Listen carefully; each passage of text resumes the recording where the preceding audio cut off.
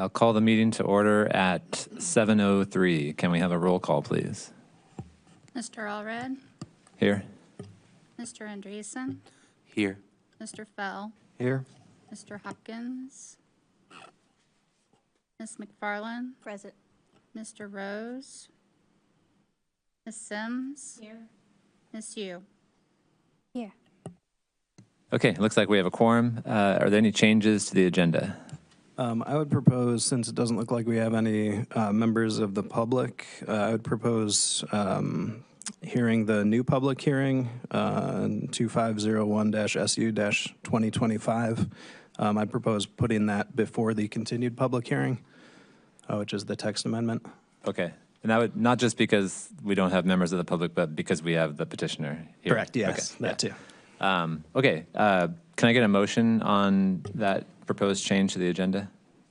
I will move that we make that change to the agenda. All right, so we have a motion by Mr. Feld. Do we have a second? I will second. Second by Mr. Andreessen. Any discussion on that motion?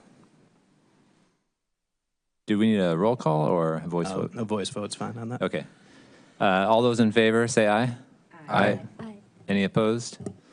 All right, that passes. So we will do the new public hearing first. Approval of the minutes. We have no minutes to approve. Any communications? We did receive one communication regarding the new public hearing tonight for the cell tower from Jeff Unger, who lives, looks like, across the street on Michigan Avenue. Mr. Unger seems opposed to the location of the tower and requests that it be, if there is a tower, that it be placed further to the north. All right, thank you. Okay, that brings us to our new public hearing. Plan case number 2501 SU 2025, a request by Kathleen Gork, sorry if I mispronounced that, DBA Insight RE Incorporated on behalf of DRA Properties LLC and Verizon Wireless for a special use permit to allow a tower with antennas at 102 East Michigan Avenue in the CRE Conservation, Recreation, Education Zoning District. Okay, so this is how we'll proceed with the hearing. First, we'll have a presentation from staff explaining the background on the case, the standards that apply, and staff's assessment of how those applicable standards have been met or not, and then staff's recommendation for the action that Plan Commission should take. Then we'll have a chance for the commission to ask staff questions about the case, followed by a chance for the petitioner to address the commission if they want. And then if we do have some people from the public that show up, we'll open it up to the public input portion of the hearing. And then after that, we'll close the public input portion and move into discussion amongst the commissioners and possibly vote. So I'll turn it over to staff. Thank you. So this is my first cell tower. Thank you very much. So the reason you received a supplemental memo this evening is although that material was provided in the original packet, it was part of Robert Myers' staff report when an almost identical proposal was made back in 2011. It went through the zoning ordinance subsection by subsection to show how that proposal at the time met those requirements or didn't meet them. And I thought later, after the original staff report went out, that even if I was going to go over the details tonight, it would be helpful for you to have it in writing, and you can follow along as I, go through the presentation and hit all of those details. The other thing you will see is an updated zoning and comprehensive land use plan exhibit. This is a GIS snafu that happened as I was printing, and the original packet showed you 3 copies of the location and land use map, which wouldn't make any sense to you. So now you have the correct zoning and future land use designations. Let's see. So The Urbana School District wants to have a cell tower installed to improve cellular reception on its high school and middle school campus. The school district has agreed to lease the property to the applicants, who would construct, operate, and maintain the tower and antennas, and the antennas would be the property of Verizon on the tower owned by DRA Realty. The Plan Commission must review the special use permit application, hold a hearing, and make a recommendation to the City Council. The Commission should either accept the specific staff findings or articulate their own specific findings based on the application's criteria. And when we get to that point, if you make a recommendation and you say either here are our own criteria or we accept staff's criteria, just so that it's clear for the record. Just to be clear, Marcus, we're not making up our own criteria, but our own assessment of the criteria in the ordinance. Yes, sorry, findings. Yes, findings made. Thank you. Staff recommend the commission recommend approval of the special use permit with one condition and two waivers based on the findings below. The proposed location for the tower is on the north side of the Southern Athletic Field on the school district's Vine Street campus. The campus is approximately 35 acres, so they own from pretty much Washington Street to East Michigan Avenue, minus some house lots in here, and from Race Street to Vine Street. Nearby uses include school athletic fields, secondary education buildings, and residential to the south and west. So the middle school, the high school, and a park to the south. Yellow is residential. The pink is B1 neighborhood business. The zoning for the area and the property zone CRE, conservation, recreation, education, which for the purposes specifically of the telecommunication facilities section of the zoning ordinance, CRE is considered a residential district for the purposes of regulating cell towers. We've got single-family residential to the south and west, and then we've got single and two-family residential to the north, and neighborhood business and higher density residential to the east. For the comprehensive plan, the campus has a future land use designation of institutional, and it's surrounded by residential to the west, north, and south, and multifamily and community business to the east. The proposed use is to replace an existing 100-foot tall athletic field light pole with a 120-foot tall wireless tower.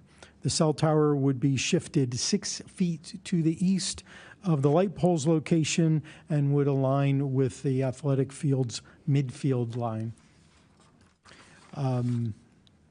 So this is an excerpt from the photo simulations that were part of the exhibit. This is the current light pole, and shifted just a little bit to the east would be the new tower with a slightly taller profile with the antennas up on the top of the tower.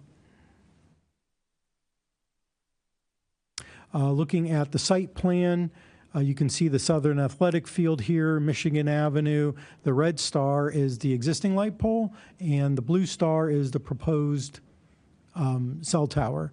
You can kind of see here all of these other light poles that are surrounding the athletic field, as well as there are light poles around the north of athletic field.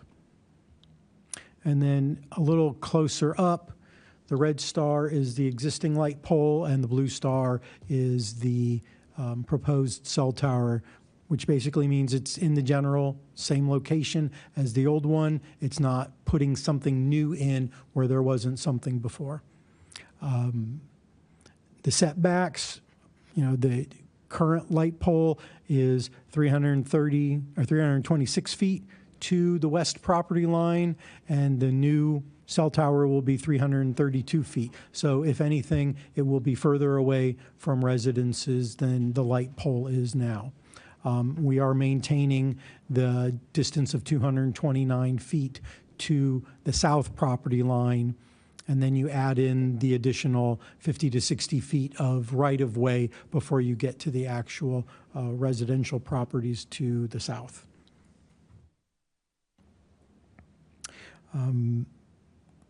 The field lights from the light pole would be transferred to the cell tower and reinstalled at their original height. The Verizon towers would be above the upper ring of lights, just below the top of the 120-foot tower. So here we see the proposed cell tower location. This is from the plan set. And then underneath the existing stadium bleachers for the, I believe, the north athletic field, the equipment enclosure would be located underneath the bleachers. The leased area for the ground-based equipment would be 520 square feet located underneath the existing bleachers. This area is currently not visible from the south side of the bleachers because they slant down towards the field, and would be screened from the north side by security fence fitted with privacy slatting. And so this is from the plan set. This is the elevation sheet. I split the tower elevation into two so we could look at it a little larger. The existing equipment would be relocated to the new tower at same height, and then the antennas would be located above that.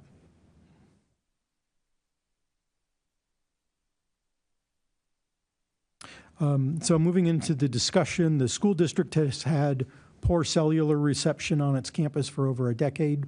Increasing demand for cellular data transmission has stretched the current network's capacity to its limit, resulting in decreased reception quality for all users, including emergency responders. In 2011, a similar request for a new cell tower was submitted by U.S. Cellular on behalf of the school district for a 150-foot tall cell tower that would be designed to appear like a flagpole with the cellular antennas above the flag.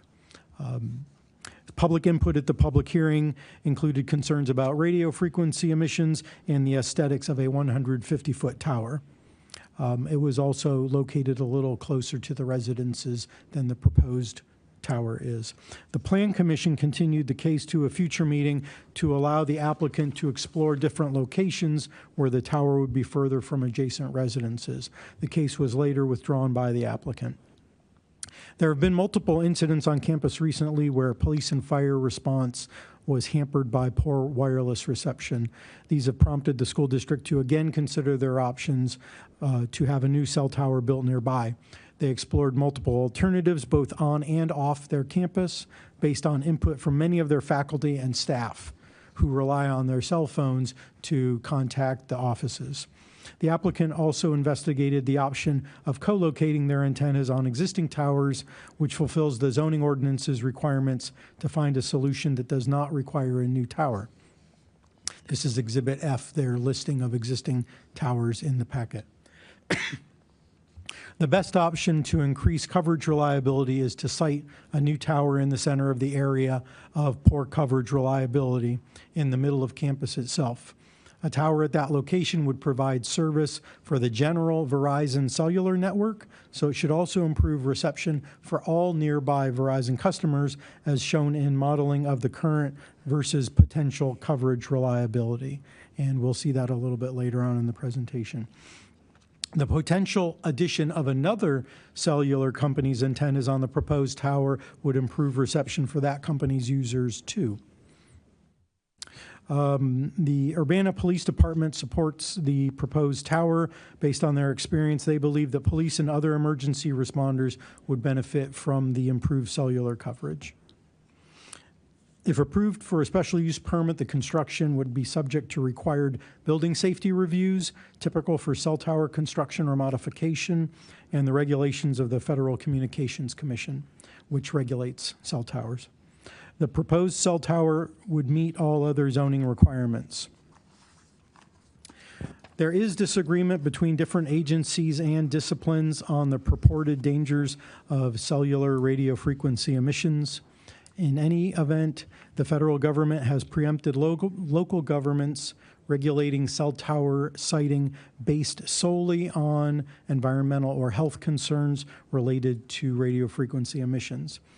Section 704 of the 1996 Telecommunication Act states in part, no state or local government or instrumentality thereof may regulate the placement, construction, and modification of personal wireless service facilities on the basis of the environmental effects of radio frequency emissions to the extent that such facilities comply with the Commission's, that's the FCC, not the Plan Commission, regulations concerning such emissions.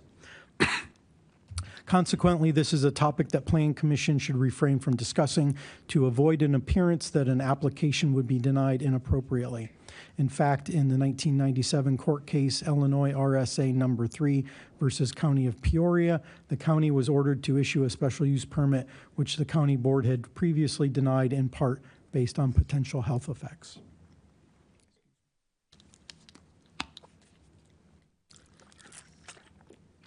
The applicant, moving into aesthetic concerns, the applicant has attempted to mitigate concerns about aesthetics by limiting the height of the proposed tower to the minimum required to provide the desired coverage. The 120-foot tall tower would be 20 feet taller than the existing light tower, but would be 30 feet or 20% shorter than the 150-foot tower proposed in 2011. The applicant has provided photo simulations from 5 vantage points around the campus.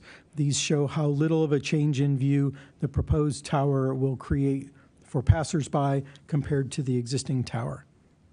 So I will walk you through those.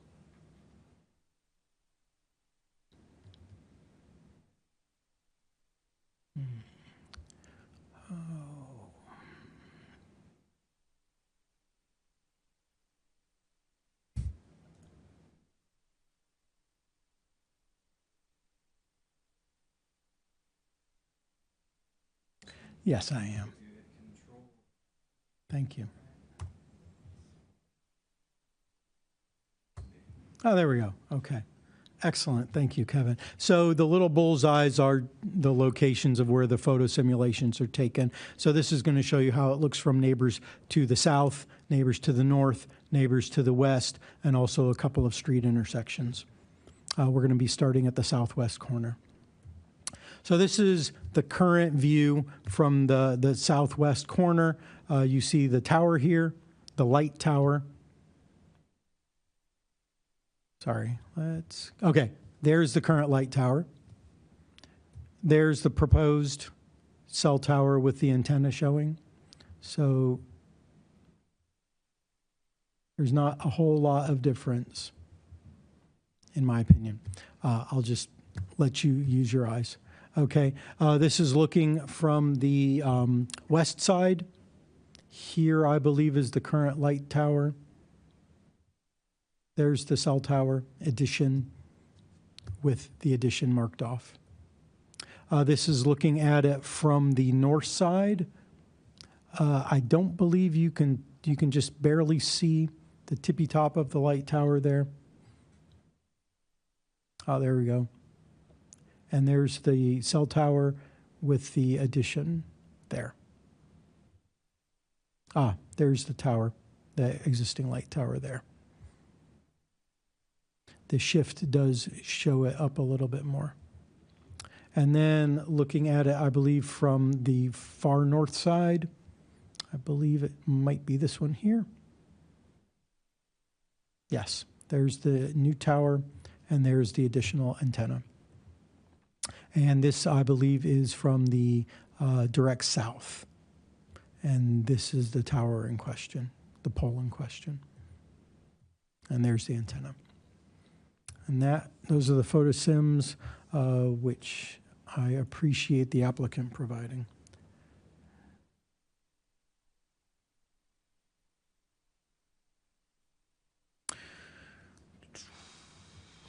The proposed cell tower application has demonstrated that it meets all 3 special use permit criteria. First, that the proposed cell tower is conducive to the public convenience at that location. The location of the tower is nearly the same as that of the existing light pole internal to the school campus and should not inconvenience anyone. The location of the ground-based equipment is an unused area underneath the existing athletic field bleachers. You have the answer from the applicant in your packet, so I won't go over that again. Staff concur with the applicant and find this criterion met. Second, that the proposed cell tower and its ancillary equipment are designed so they will not be unreasonably injurious or detrimental to the public, as they will be constructed to local building code and all other code requirements, including those of the FCC and the Federal Aviation Administration.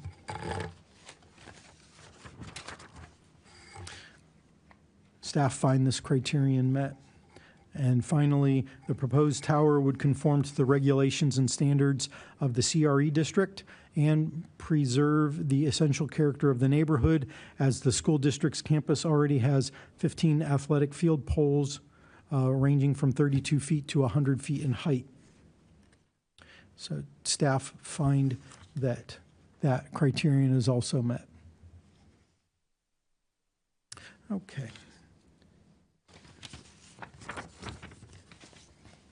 Moving back a little bit,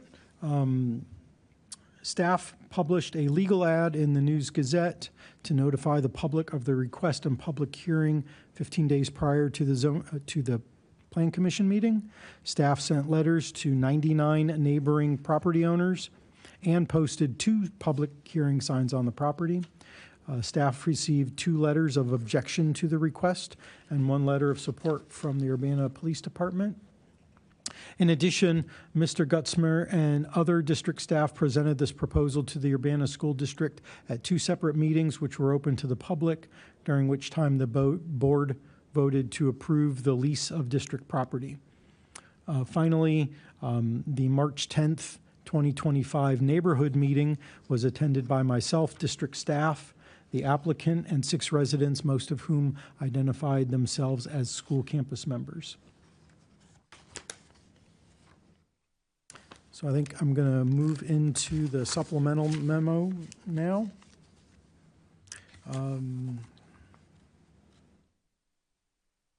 It starts off with a reminder to refrain from discussing health concerns due to radio frequencies. According to the specific requirements of the zoning ordinance, within residential districts, the zoning ordinance requires setbacks from minimum buildings on adjoining properties of 200% of the tower height, which would be 240 feet in this case. The proposed tower meets this requirement with setbacks of 710 feet to the north, 960 feet to the east, 280 feet to the south, and 380 feet to the west. Regarding height, the zoning ordinance does not impose a maximum height for towers in CRE zoning districts. The tower's proposed height of 120 feet would be 20 feet taller than any of the other athletic field light towers and far taller than the typical building height and tree canopy in the neighborhood. So this factor could be considered in the special use permit consideration. Regarding tower separation distance, because there are no other towers within 1,500 feet of this proposed tower, there is no setback requirement, and that criterion does not apply in this case. Regarding location preference, the proposed location is in the lowest priority location for a new personal wireless service facility. The first is on city property, the second is on property owned by another public agency, except for parks and schools, and the third preference lists other properties in descending order of preference. And then finally, residential areas, which technically the CRE district is a residential area according to this section of the zoning ordinance, is at the bottom of that list. The proposed tower meets the co-location requirements. The applicants have submitted an inventory of possible sites and an analysis of why those sites could not be used instead of the proposed site. Additionally, the proposed tower would provide space for co-location of at least one additional provider's antennas.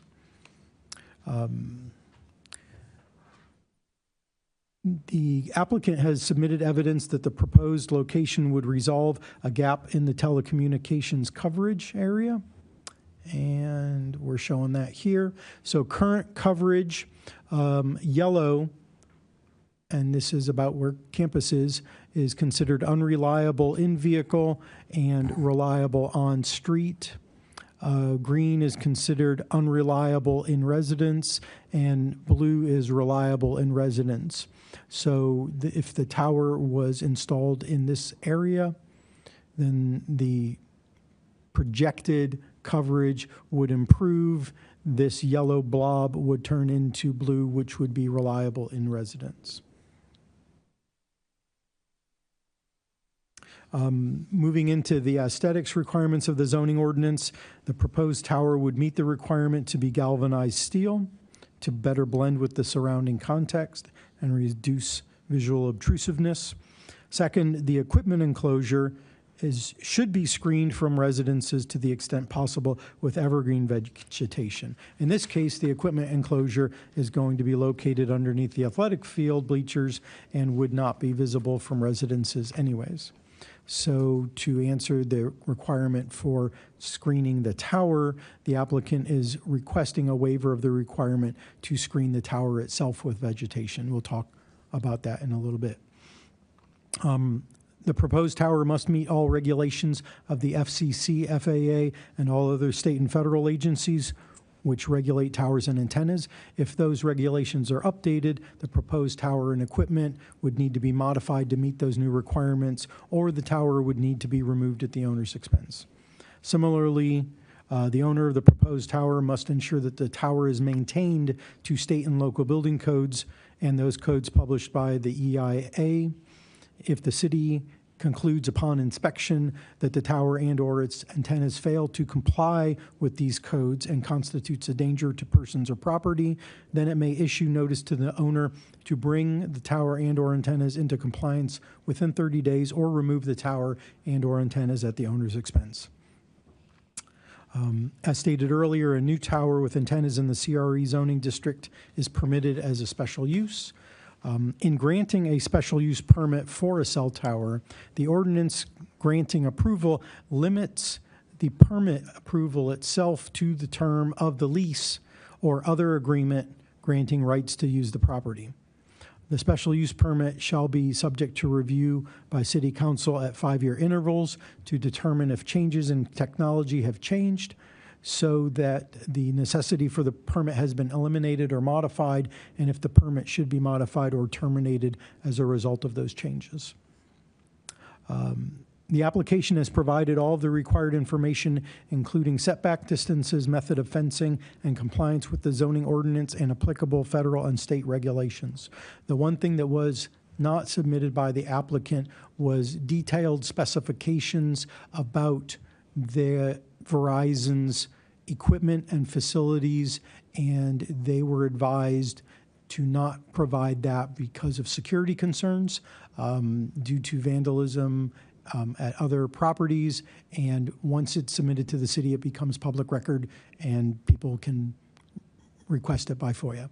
So we have the inventory of their facilities, but we don't have detailed design specifications, which I believe staff feel is not necessary to make the decision in this case. Factors considered in granting special use permits for towers. This could include the height of the proposed tower, proximity of the tower to residential structures, nature of uses on adjacent and nearby properties, surrounding topography, surrounding tree coverage and foliage, proposed ingress and egress, and the availability of suitable existing towers or other structures.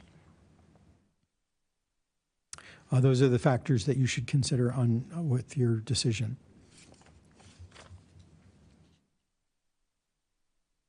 Security fencing. In addition to require fencing for the equipment enclosure, the zoning ordinance requires towers to be enclosed by security fencing 6 feet or taller, as well as be equipped with an appropriate anti-climbing device. However, Plan Commission may recommend that City Council may waive such requirements as deemed appropriate. The applicant requests a waiver of this requirement for several reasons. The entire athletic field is enclosed by security fencing.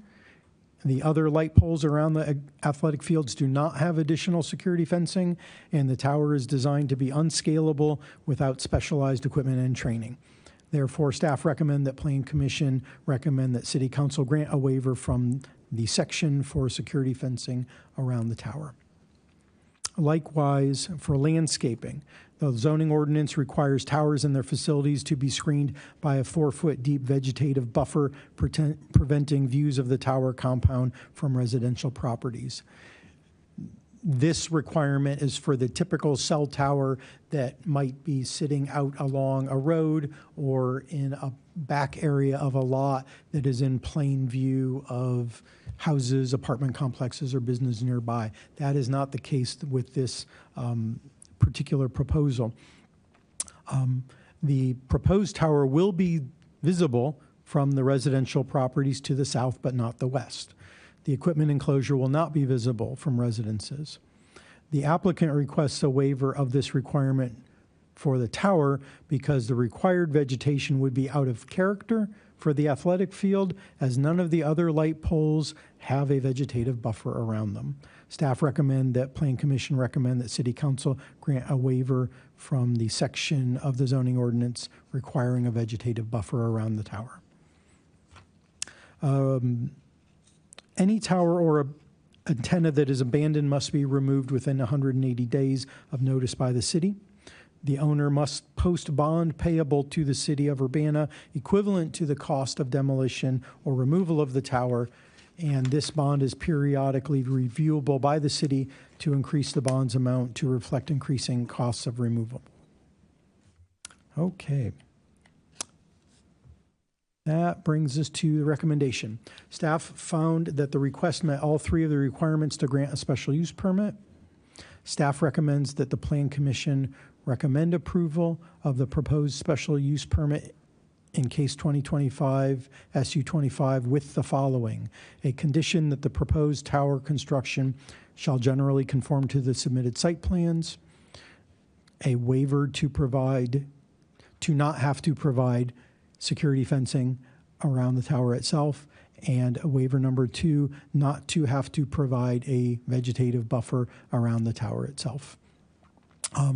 Plan Commission has the options of approving the request as presented with no conditions, to recommend approval of the request with conditions that it sees fit, or to recommend denial of the request.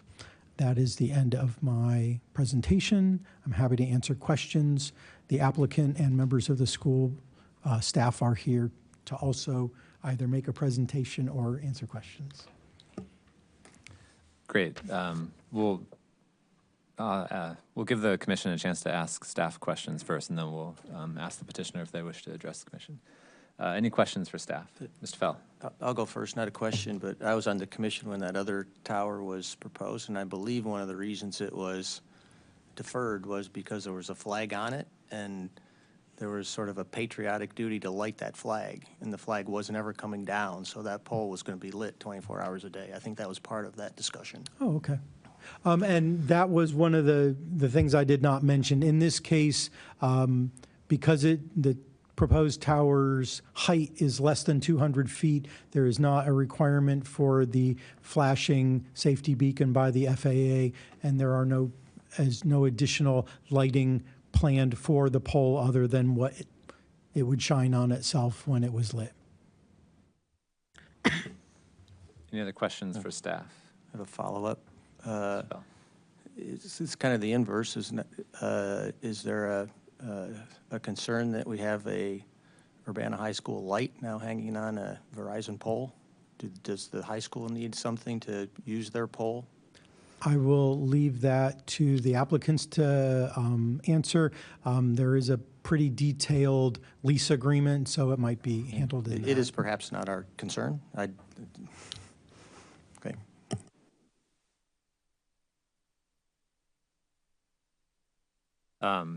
This is less a question, but more of just something to clarify for commission and anyone who's watching at home. So when we often talk about variances, and these waivers are in some cases described as variances, in other cases as waivers. We usually think of these as things that are approved by the Zoning Board of Appeals, but in this case, there's specific standards that describe the possibility of waivers in Section 13.1, which addresses telecommunications equipment, correct? Correct. Okay, so just so everyone's clear about why we are doing this and not Zoning Board of Appeals. I appreciate that. Okay, any other questions for staff? All right, thanks, Mr. Ricci. So at this point, I'll give the opportunity to the petitioner if they'd wish to address the commission.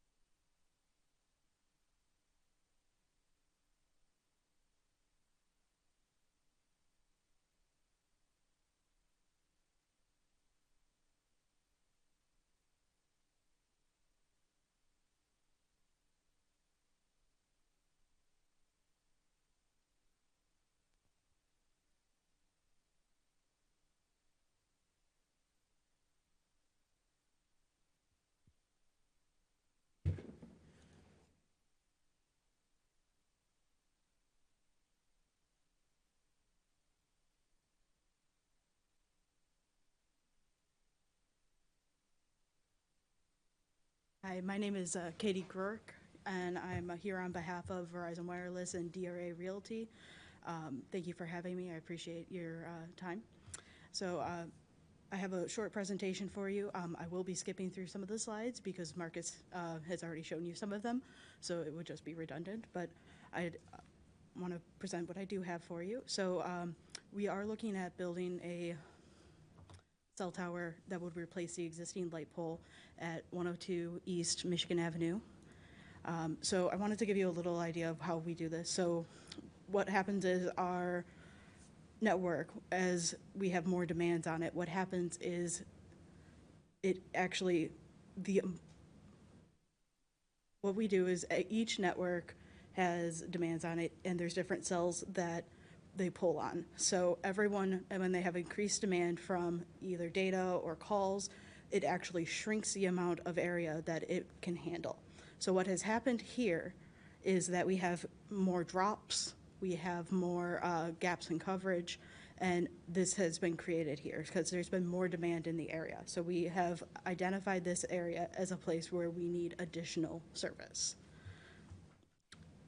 And this is a search ring that we've identified. So as we did look at this before, this is the current coverage. The school is right here, actually. So you can see we're right in the middle of the gap. That is unreliable in vehicle, reliable on street. So you have unreliable in building coverage right here. And with this new proposed tower, you see it will be much more reliable for the whole neighborhood, including the school, which is right here. Again, this is something you saw. This is what the tower will look like. And it'll be 120 feet, and it will have the existing lights on it here and here. Again, Marcus showed you this. This is where the tower will be, as well as the equipment underneath the bleachers. And you saw all of the photo simulations as well, so I will go through these fairly fast.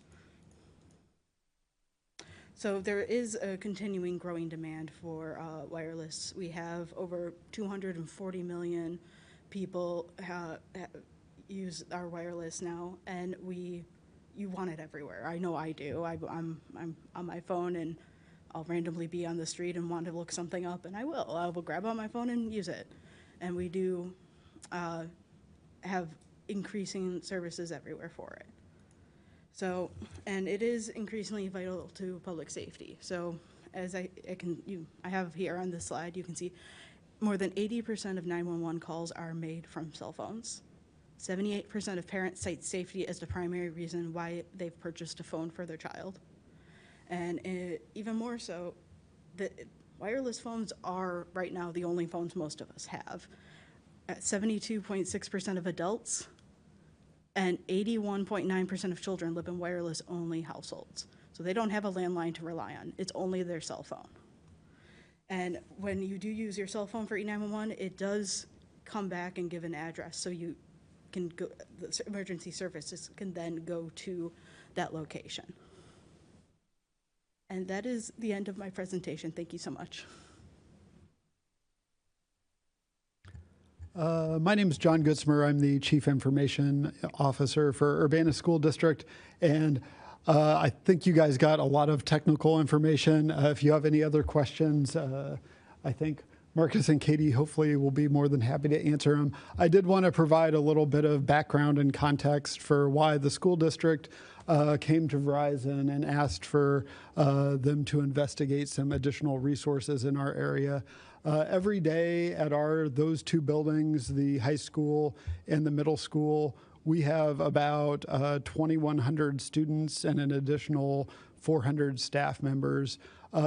When I first started in this position in 2021, so about 4 years ago, one of the first things they asked me for was, can you please do something about the cell reception at the high school and middle school? I told them at the time that I'm in charge of the district technology and I'm not in charge of the cell service, but that I would look into it. And almost every week since then, not a week has gone by when somebody hasn't come to ask for some additional coverage in that building, those two buildings.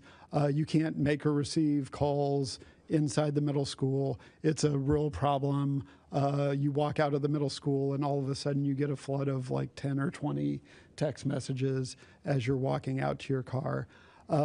Over the last 2 years, we've had some, fortunately, false bomb threats and gun threats at Urbana High School, where the schools had to go on full lockdown, and there's been 20 cars outside. Parents are very anxious when there's 20 police officers outside the school and they can't get a hold of their children, and it just lends to overall sense of unease for parents and students. We have 3 years ago switched to our primary crisis system as our school is Crisis Go now. This lets us send rapid communications in the event of an emergency, fire, tornado, school shooter, all of those things. We can send out rapid messages and communications to all the staff and students in any of our buildings, which is great if people are able to get those messages. Right now, with the current cell phone situation in these buildings, it's been very difficult sometimes to get those messages, or they come up a little bit later. If you have any other questions for me, I'd be happy to answer them, but I think there is a real public need for additional coverage for the 2,500 people who are in these buildings every day. So thank you. Thanks. Any questions for the petitioner? Yes, Monsieur. So you showed us, according to the Verizon's network, where the limitation of service is and how this tower would be enhancing that. But we understand not everyone have a Verizon phone. So how are we ensure this kind of vital infrastructure is also available for other people using other cell service? Yeah, so I can tell you right now that this would be for Verizon, and that's the reason why, if this tower is approved, we do have available location for an additional co-locator, and that would be another cell service who would want to come on and put antennas on that tower to address the needs of their network. So that is part of why that we have designed it in such a way that it would be able to handle another carrier's antennas. I do understand that it would only address Verizon, but at the time, we are the people here asking to get on there. No, that's really good to know. So there will be additional location for at least one other carrier, or you have more than? There's space for at least one additional carrier, yes. And they would have to come and speak to Dolan in order to get onto the tower. But there is space for them, yes. Yep. And I would also offer anecdotally, Verizon was by far, in a way, the kind of biggest problems we've been having at those two buildings. Anecdotally, I don't have maps, but T-Mobile has generally been relatively okay at those buildings. AT&T is the other one a lot of staff have talked to me about. I kind of wanted to get this under our belt before we started talking to people, but the same way that I started conversations with Verizon, we have kind of corporate partnerships with some of the other carriers. So I've already kind of talked to AT&T about that. So that would have to be kind of a negotiation between Dolan and AT&T. I know also AT&T did put up a microcell, which is kind of a small light post cell tower on Vine Street, just north of Michigan. I think it was a year, 18 months ago, which has alleviated some of the problems in the middle school. The microcells, because they're so much smaller, it hasn't really helped at the high school yet. Thanks. Any other questions for the petitioner? Mr. Fell? Yeah, I have a couple. Does Verizon get to refuse a carrier to be on their pole? How is that regulated? So this is actually, the pole will be owned by Dolan Realty, and they will market the tower to other carriers. Okay. And so as long as they work with Dolan and they work out a lease agreement, they can get onto the tower. All right. Two kind of similar questions. I understand this is kind of a partnership between Verizon and the high school, which is one of the reasons that the pole is located at the high school. Yes. But did you look at other, I mean, there's poles all around the high school. So was this the best one at the high school? And to serve the area, I don't know, I'm asking the question, Blair Park's a block away that has similar conditions for tall poles and lights. Was that looked at as an option? Is that just not as good as a service area? I did look at several parks, and those were not as desirable in terms of the camouflage. It would be in the middle of the park, and there was not really interest from the parks in moving forward with that. I did also reach out to several other properties, including several churches in the area.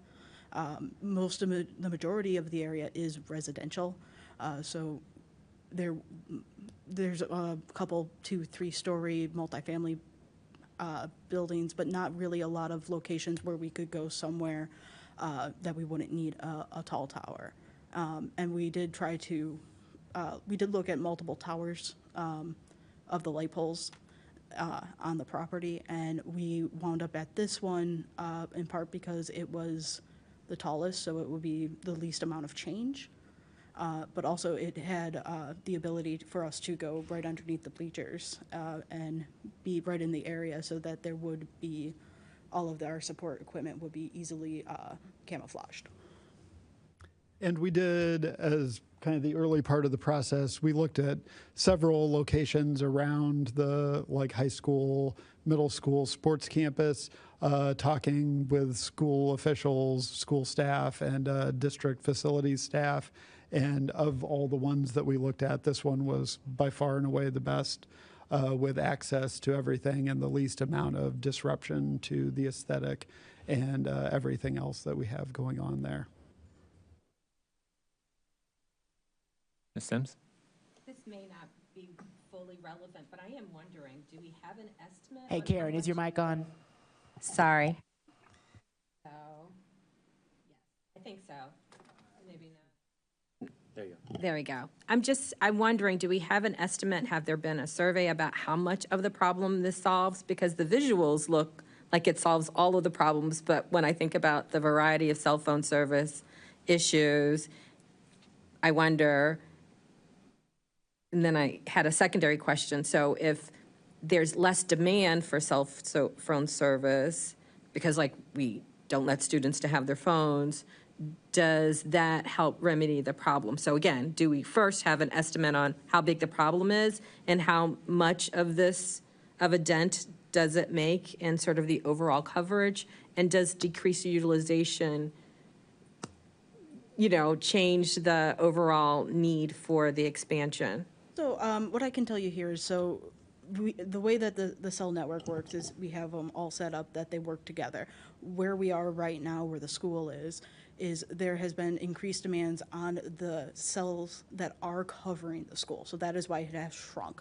So in addition to alleviating the area that does not have coverage, it will also help the existing antennas because they're no longer trying to support that area. So there are nearby cell sites, and those will no longer have that same demand. So it will actually help those areas as well. So it will help around the school and the neighborhood around the school, as well as in those other areas. So it will just make everything much better on the network. And I can reply to the decreased utilization. I don't know if you guys have seen, but at the middle school, they've been piloting a program called Yonder Bags, where at the beginning of the day, the students put their phone in a lockable bag. It's great, and the teachers have been a lot happier about that. Part of them having that bag is they still have their phone with them, and if something bad is happening, they're supposed to keep them silenced, but most of them, the phones are still on. So as far as utilization, we have only seen increased utilization of students with phones and kind of even permeating into the lower grades of more students having phones earlier, just as parents want to keep track of them with Life 360 and make sure the students are doing what they're supposed to be doing. We don't anticipate that stopping anytime soon. As a parent, I have not seen it stopping, with my kids asking me to get a phone earlier than I wanted to give them one. All right, thank you. Any other questions for the petitioner? All right, thanks. Thank you very much. Appreciate the opportunity to speak before you. Yes. Okay, so at this point, we would normally open it up to public input, but seeing as, for those of you who are watching this on video, seeing as we have no members of the public in our audience tonight, we'll declare the public input portion closed and go into discussion amongst the commissioners and possibly entertain a motion to vote. So is there any discussion on the proposal?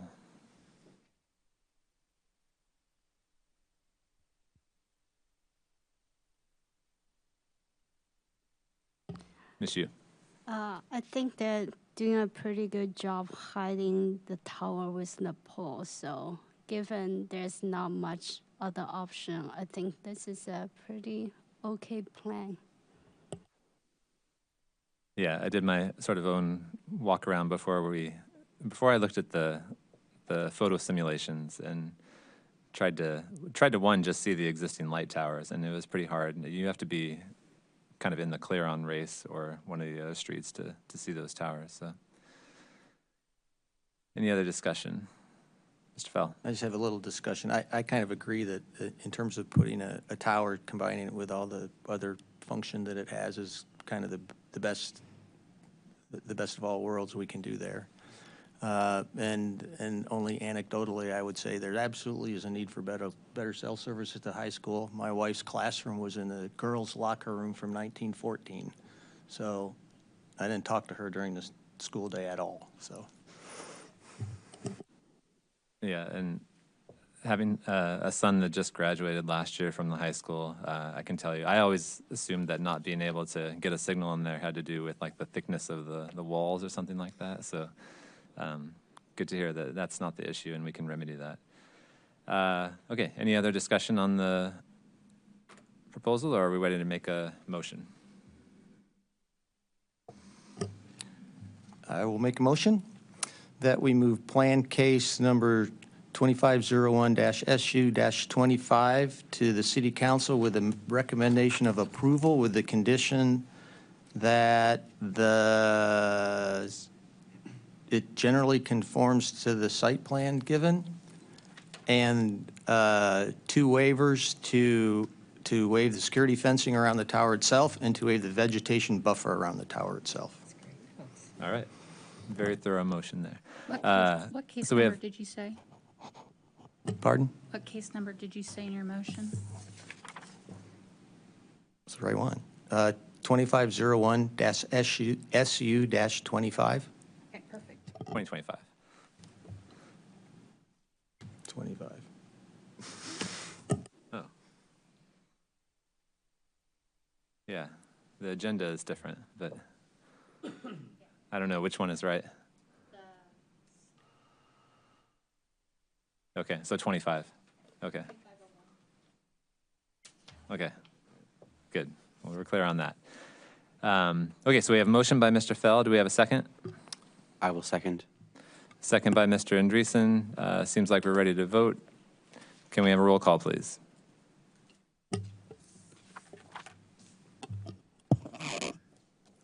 Mr. Andreessen? Yes. Mr. Fell? Yes? Ms. Ms. McFarland? Yes. Ms. Sims? Yes. Ms. Yu? Yes. And Mr. Allred? Yes. Okay, that motion passes. Do we have a date for council on that one? Yeah, that should go to Committee of the Whole on May 5th. All right.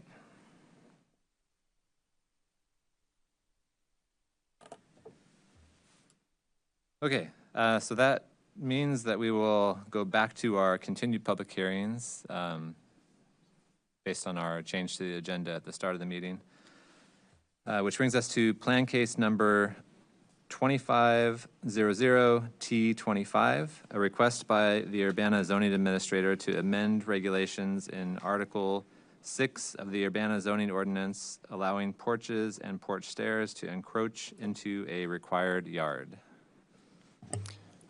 Before the case begins, I would like to recuse myself, as I've had a similar case come before the zoning board recently and may have one in the near future. All right, so we'll have a presentation by staff again, giving us some background and recommendation for action by Plan Commission. If by chance we have some members of the public show up, we'll have a public input portion, and then we'll move into discussion and possibly entertain motions to vote. So, Mr. Garcia. Okay, thank you. So this is a text amendment that would allow stairs that are used to access buildings and outdoor living areas. It would allow them to encroach into required yards up to 6 inches from a property line. And it would also amend another paragraph in the same section just to make it easier to understand. I like to, if we're opening up a certain section of the zoning ordinance, and I see ways we can kind of clean things up and make them easier to understand, I like to do that. So that's part of this, but it's not, that part's not substantive. So this amendment is really to correct what we staff have identified as an oversight that really should have been addressed a couple decades ago when a previous text amendment was made, and I'll get into that in a second. But essentially, porch stairs and stairs that are used to access buildings. So porch stairs are allowed to encroach up to 5 feet into a required yard, but porches themselves are allowed to encroach 5 feet into a required yard, regardless of the average setback. So that phrase, regardless of average setback, was inserted as a text amendment a couple decades ago, and that was to clarify a zoning interpretation at the time. And just to kind of refresh everybody's memory, or to make you aware of it, first of all, in all of our residential zones, we don't have a set required front yard, or setback as we call it. So it varies between 15 and 25 feet. Depending on the setbacks of existing buildings on a block face. So essentially, when we say we allow porches to encroach 5 feet into a required yard, regardless of the average setback, that means that they all meet the minimum of 15 feet. So you don't have to factor in sort of that average setback, and that was the zoning interpretation that was sort of codified a couple decades ago. But what that means in practice is that, so now you can have, and I might as well pull up this diagram right now. So I think, pictures kind of explain this better, or will help me explain this better. So I had my 5-year-old throw together these diagrams here. So essentially what we have here, so say you have any of our residential districts that have sort of this average setback of, it says between 15 and 25 feet. Let's say in this case, the setback is the maximum. So all the houses on this street have to be at least 25 feet back. So here you've got a house. The current code says, since it says regardless of the average setback, you can have a porch encroach up to 5 feet into a required yard. Essentially, that sets the required yard then that sets it at the minimum of 15 feet. So you could actually have a porch that encroaches, or that's 15 feet off of the front of the house. So that's like the maximum you could do. Then if you wanted to add stairs to access that off the front and put them here, you cannot do that under the current zoning ordinance. You also could not put them over here because that's more than 5 feet into the required front yard, because there's not that clause that says stairs can be in the front yard regardless of average setback. So really the only place you could put stairs on this would be within that first 5 feet. So again, you could have a porch come all the way out here, but you'd have to have the stairs coming off the side. And that just seems kind of ridiculous. It's definitely out of character with what we see a lot, especially in our older neighborhoods. And so this kind of oversight, I think we had been aware of it for a little bit, but we hadn't really wrapped our heads around it. And this was really brought to light during a recent case where an applicant requested a major variance that to allow front steps that would come. So it would be this situation where the steps would come directly off of it. It would really match the character of the other houses and the other porches in the area. And so city council, staff, of course the applicant, all believed that what they were proposing was the most aesthetically pleasing, the most in character thing that they could do. But staff recommended denial, and city council denied the variance because they didn't really have a compelling reason that they couldn't meet the zoning ordinance, because they could do this. They could have done this. So we encouraged city council, and they in turn encouraged staff to draft a text amendment to remedy this situation. because it just kind of seems like an oversight. So the proposed changes, and I'll get to those here. Initially, I was going to give a couple of options, but I just figured we'd just go for the one that made the most sense to me, and we can go from here. So essentially, this first paragraph, which is the one that gets to this sort of oversight here. So first of all, this first section, we just sort of move this initial clause because we're talking about stairways, stairway landings, and stoops. So I always like to lead with the thing we're talking about. So then I moved this first clause after that. I like to lead with what we're talking about. Then you talk about sort of the nuances of it. So that was just flipping something around. There was another piece here that didn't make a whole lot of sense once we dug into it. This was saying that stairways and things used to access buildings that were on buildings that were constructed before 1950. That doesn't make a whole lot of sense. In other places, we'll talk about lots that were platted before 1950, which makes a little bit more sense. But essentially what this is saying is it only applies to buildings built before 1950.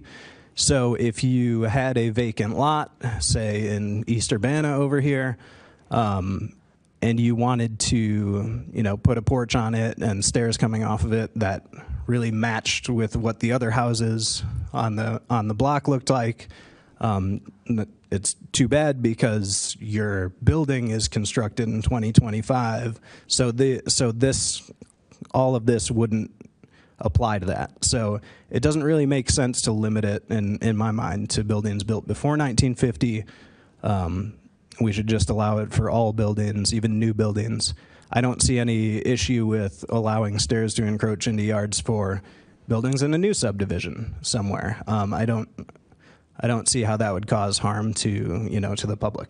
Okay, now to the main piece. The main proposal we're making is just to strike this clause that says they may encroach up to 5 feet into a required yard, but not within 6 inches of a property line. So that would just give flexibility to say you can have stairs that encroach into a required yard.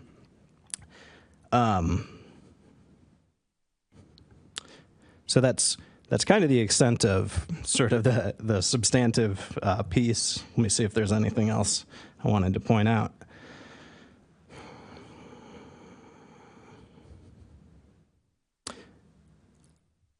Oh, in the staff memo, I pointed out that it could make it harder to rebuild, say, a new house on older lots, because those tend to be narrower.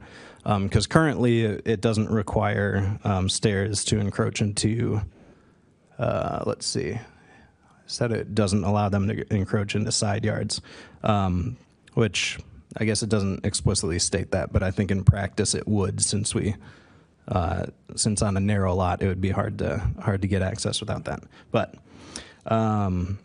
the other changes that we're proposing are just to paragraph 6.5b, and this is again just for clarity. So again, I just moved this first clause, which was sort of a detail piece talking about outdoor living areas being raised more than 9 inches above grade. But what we're really talking about is, I want to lead with it, we're talking about outdoor living areas such as porches, terraces, and decks. That's the main thing we're talking about. Then we get into the details, talking about if they're raised more than 9 inches above grade and are open to the elements and all the rest of it. There was just some redundant stuff in here. They talk about minimum required yards as specified in Table 6.3. That's where all required yards are specified, so we don't need to state that, because we don't state it anywhere else in the zoning ordinance when we talk about required yards. And then just kind of cleaning up some of the other language here, just to be more direct. And then let's see. Down here, we were talking about replacing or upgrading porches, and then right down here, we say replacement porches So we don't need to reiterate that. We should just state it one time. It talks about measuring from the closest part of the structure. That's how we measure setbacks all the time, so we can take that out. And I didn't like the word encroach, so I just said they may further extend into the minimum amount required. Anyway, sorry, I'm kind of rambling here. So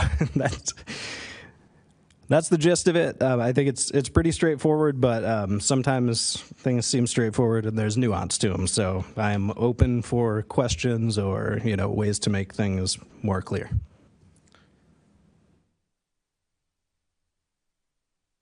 Do you want to take questions first, or do you want to tell us what your recommendation is and all that first? Surprise, surprise. The zoning administrator is recommending that you recommend approval of the thing that I'm asking for.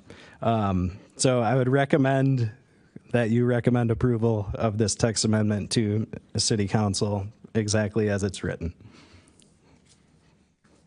All right, thank you. Any questions for staff? Ms. Sims. Just can I ask, and I am on. Yeah. Why?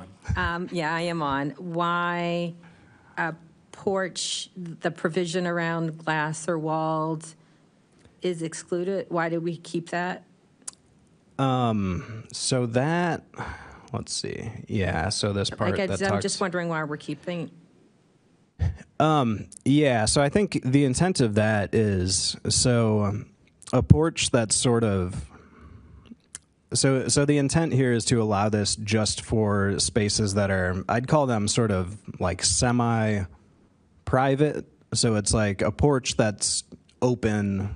So, it's not a completely enclosed porch because completely enclosed things are just kind of like a building addition, and that doesn't interact with sort of like the street or like the public as does a porch that's open. So I think there's some intent there that we want to encourage this sort of semi-private porch space, but we don't want to just say you can build building additions on the front that are sort of like just big enclosed porches and allow those to encroach into the yard.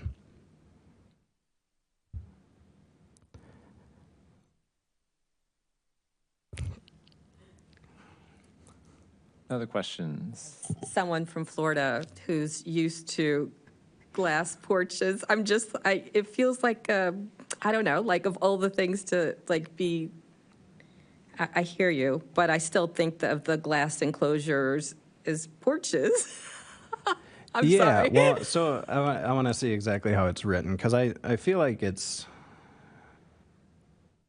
because it says which is. I've changed R to is. I think there's a good reason for that. But which is not glassed. Yeah. Hold on a sec. That might be. I need to read that. Yeah.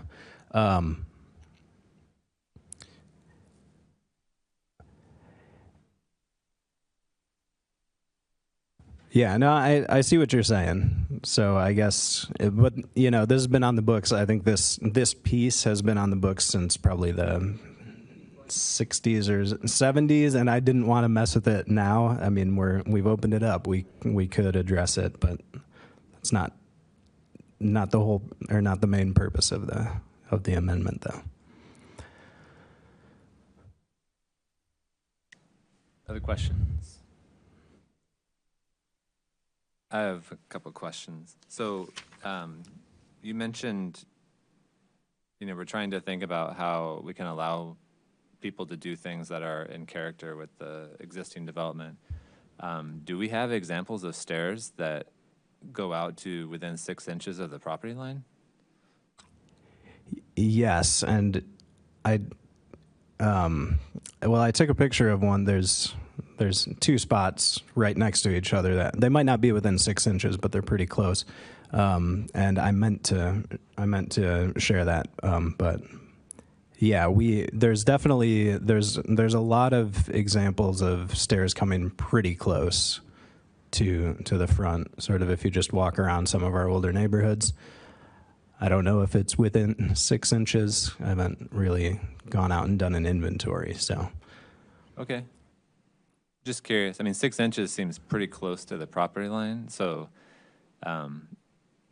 yeah, I mean, if there's like an outlier of one that does that, but everything else is different, then I would want to think about doing something that more matches what's typically found. Yeah. I'm just thinking, I mean, can you put your sketch back up there for Yeah. a second? My sketch. Yeah. Own it. Own it. Yeah, I did do those sketches. I'll be honest.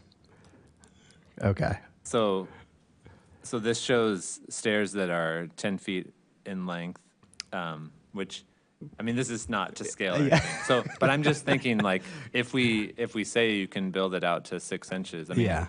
most stairs I would think would, I don't know, I'm not a designer, but I would say definitely less than 5 feet, to code to reach the ground, depending on the height. But Yeah, I mean, I think 5 or 6 feet is probably about right. So yeah, this is definitely not to scale.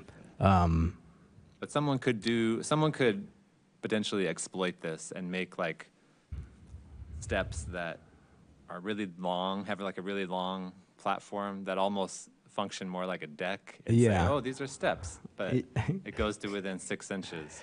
I'm Yeah. just thinking of the unintended consequences of allowing something like this, as opposed to basing it on what we typically see. Yeah. Well, one thing that you will notice, I've noticed plenty walking around in West Urbana, is you'll have sort of steps coming down, then you'll have a sidewalk, and then you might have a couple of steps sort of leading down to the sidewalk, which I think that's always been kind of a gray area of how we deal with those, and we just, they're there. They're not hurting anybody, so we just kind of let those, we don't worry about those. But yeah, I mean, the case of, I'm less concerned about somebody doing something off the front porch than I think that 6 inch provision, which we hadn't changed that, right? Like that was already in.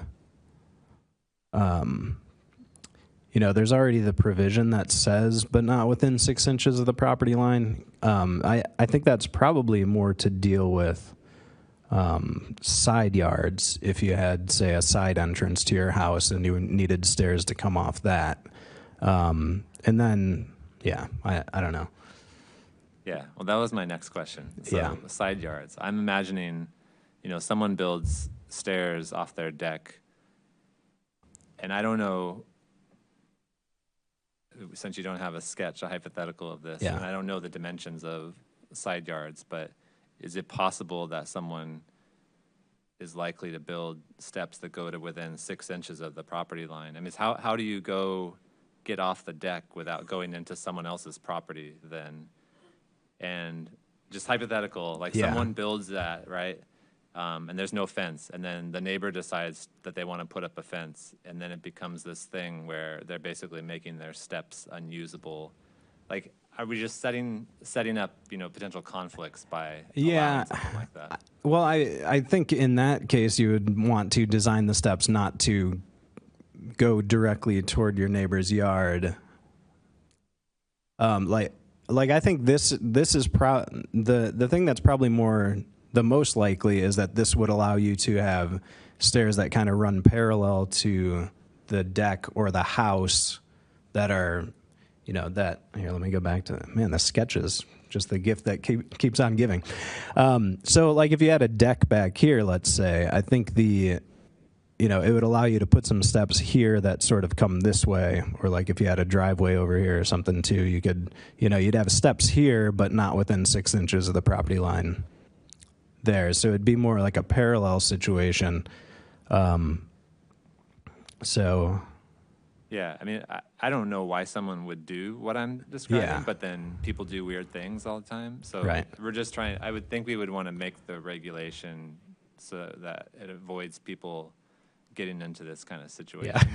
But but I don't know if it's a problem necessarily. Could I throw something out there? Of course. It still all would have to conform with building code. So presumably something like that where a landing might be required, if building code doesn't find an issue with it, then I would say you can't regulate everything. And if we're concerned about safety, then I would leave it up to building code to handle safety issues. Yeah, I'm just thinking it wouldn't be a building code, but because a deck can only go 5 feet into the yard, the side yard also, right? Well, so It just says yards. it's so outdoor living. Let me see, where is that? Yes, the outdoor living areas. Where is that? Yeah, they may encroach up to 5 feet into a minimum required yard, but not within 5 feet of a property line. So yeah, they would 5 feet of a property line? Okay. Yeah. For side yards or for So if you wanted to do like a deck, you can't put it within 5 feet of a property line. okay, yeah. But then so the stairs. Yeah. So I mean you could build like really gradual stairs that are like platforms essentially, and someone could Yeah. say, "Oh, these are stairs," but they're going to within, they're going down, but they're going to within 6 inches of the property line. Yeah. I mean, I see what you're saying. No, I'm thinking like lifestyles of the rich. Like these are Yeah. like things that people do, like Yeah. decks that change levels, and they say, "Oh, these are stairs." Right. I mean, not a then new we'd deck. probably just say that looks an awful lot like an outdoor living area, and that's not allowed within 5 feet of the property line. Okay. I mean, I think that there's probably some, there's some just reasonability, test, and that's why we review site plans and things. We'd be like, that's clearly not stairs. That's just a series of decks. Okay. Yeah. I mean, I guess that makes sense. I'm also thinking of the situation where someone doesn't get a permit and they just build something, and then the enforcement retroactively to try and make them change it or address it. Yeah. Sorry, I'm going to throw No. all my hypotheticals at you. Yeah, that happens. That happens. Because I think that happens more often relatively than not. Yeah. Right? I mean, no, it happens less often. It doesn't happen more often than not, but it happens probably more often than you would think. Yeah. Since it's like, get your permits, but yeah.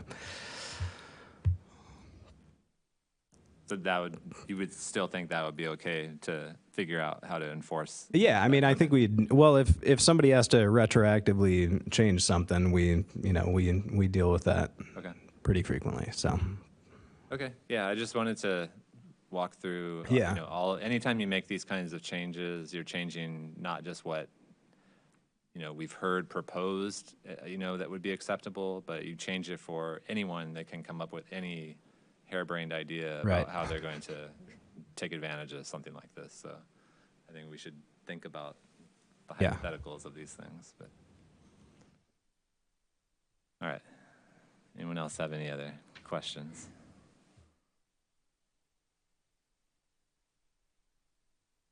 All right. Oh, Ms. Sims. I just want to make sure that that question of what is a porch, we do revisit, because I think as designs change, as the world gets warmer, keeping something that's historical and not necessarily relevant might be something to revise. yeah, and I agree. There are, I think there are many things, and that's why one of the big ideas in the draft comprehensive plan is, we need to rewrite the zoning ordinance, because I think there's a lot of sort of legacy thing is that, just because they came up with it in 1970 and it's been on the books for 50 years doesn't mean it's a good idea or still a good idea.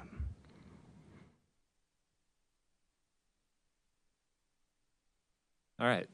Thank you, Mr. Garcia. So for those of you watching at home, we still don't have anyone in the audience, unless, Mr. Fell, you have switched and become a member of the audience. Okay. In which case, we'll declare the public input portion of the hearing closed and go into discussion amongst the commission and possibly entertain a motion to vote. So is there any discussion on the proposal?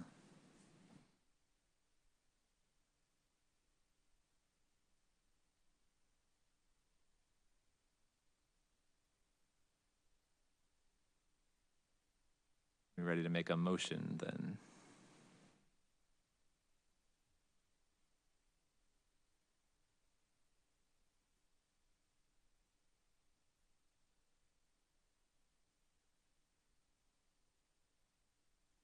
Oh.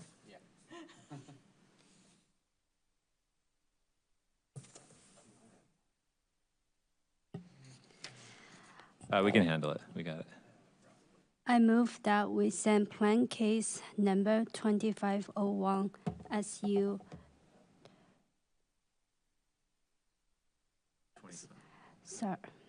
25T25. Okay, sorry. The 2500. plan case number 2500-T-25 to the City Council with the recommendation of approval Of the text amendment. of the text amendment. We have a motion by Ms. Yu. Do we have a second? I will second. Second by Mr. Andreessen. Any discussion on the motion? I'll just say I think this makes sense. We have to allow people to get off their porch and their decks. So, okay.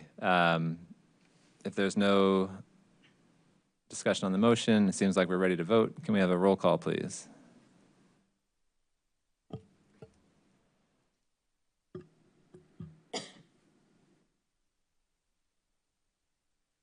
Ms. McFarland, Yes. Ms. Sims, Yes. Ms. Yu, Yes. Mr. Allred, Yes. and Mr. Andreessen. Yes. Okay, that motion passes. Do we have a date for council for that one? Yeah, that should go on May 5th as well. Okay, so also on May 5th. Okay, so that brings us, I think, to old business, which we have none, and new business, of which we have none, and audience participation. Assuming that you are not switching roles again, Mr. Fell, we have no one in the audience, so we will move past audience participation to our staff report. Do we have a staff report? Yeah, just a couple of sort of brief things. First of all, I would just like to encourage commissioners to check out those couple of training opportunities that Terry has shared with you all from the Illinois chapter of the American Planning Association. Dustin said he did the findings of fact and he found it to be really useful. So I'd recommend that one. But then there's also just the general commissioner training that they do every year. I believe both of those are virtual, so and probably shouldn't take more than an hour or two, right? So Yeah, less than an hour for each less one, than I an think. hour. Okay. And then the other thing is, so we sent out our packets to City Council for the Imagine Urbana Comprehensive Plan earlier today, and since I had made the changes that were suggested or that were part of the motion, I figured I'd share those with. Wait, why is that the old? That's weird. That's the old website on there. But let's see. Okay, so let's get into that. So there were a few things that the Plan Commission had asked us to do. One was in the, this will come up, the background. Let's see, background and trends. So I changed the language in here. So per Mr. Fell's recommendation, I just moved this clause about these plans have not been adopted. So the following plans or amendments, they have not been adopted, or sorry, updated. Let me state that clearly. And then just down here, cleaning up this where it said the plans will be adopted, and they will recognize the dates they were originally adopted. And then the draft ordinance that we sent out to council earlier, I added specific language in there to say, to state that those would be adopted as individual plans. Our attorney looked those over. He said it looked good, so I think that draft ordinance is good. I don't know how to get back. Let's see, what were the other? Okay. The other one was talking about complete streets. First, I'll just go, well, I don't need to show you in the appendix. I defined complete streets and also defined cottage court because that was a recommendation as well. That was a place type that I had added last time.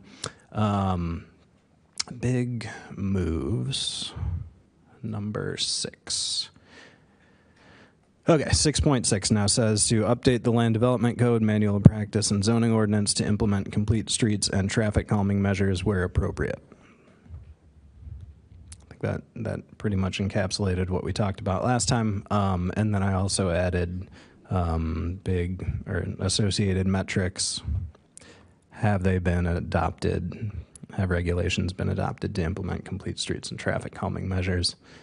And then finally, with the help of Ms. Yu, I was able to come up with what I think we were able to come up with, if we can get there, let's see. Much better images for the place types. I guess I should just wait and see if it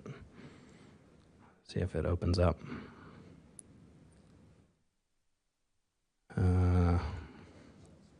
Come on now. Come on. This looks weird too. Like, this doesn't look like the normal looking thing. Okay, I'm gonna do this a different way. Oh man, I probably could. Okay, let's do it this way. Yeah. All right. Maps, place types. Oh, why is it? Oh, it just doesn't like how zoomed in I am or something. Okay, the place types matrix. So we went with sort of like a watercolory look. So they look so much better. So thank you, Chenchi. So we've got all of these in here. Most of the images were sort of similar ones. I grabbed, this is an accessory dwelling unit behind Sylvia's Irish Inn, although I'm not sure if it's called that anymore. So we've got all these in there. I added one of Buena Vista Court. And then, of course, if you click on them, you get sort of like a much nicer. So, hey, look at me. I'm doing AI stuff.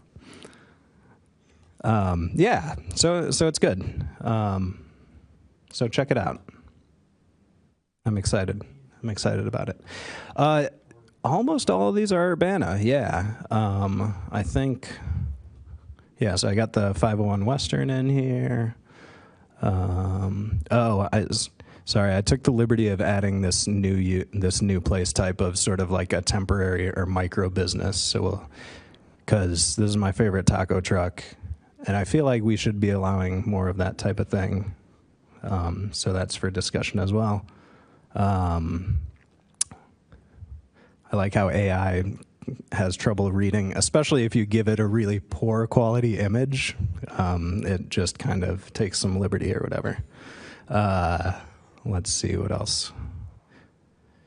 This is the only one. This might be the only image that's not of Urbana, and I do want to throw in an image of Gather as well, because that's probably the best sort of large-scale mixed-use building we've got.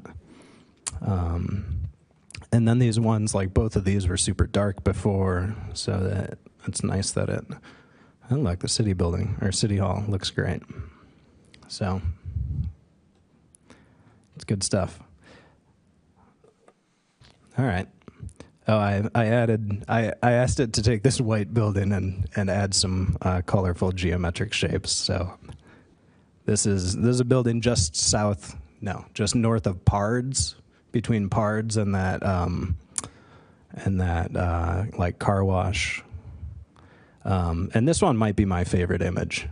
It's just a beautiful industrial image. So Who wouldn't want that in their backyard? Yeah. So it's good. Oh, and I took a picture over at Phillips Rec because I didn't have any small outdoor recreational stuff. So I was like, I wanted this, or imagine a pickleball court or whatever.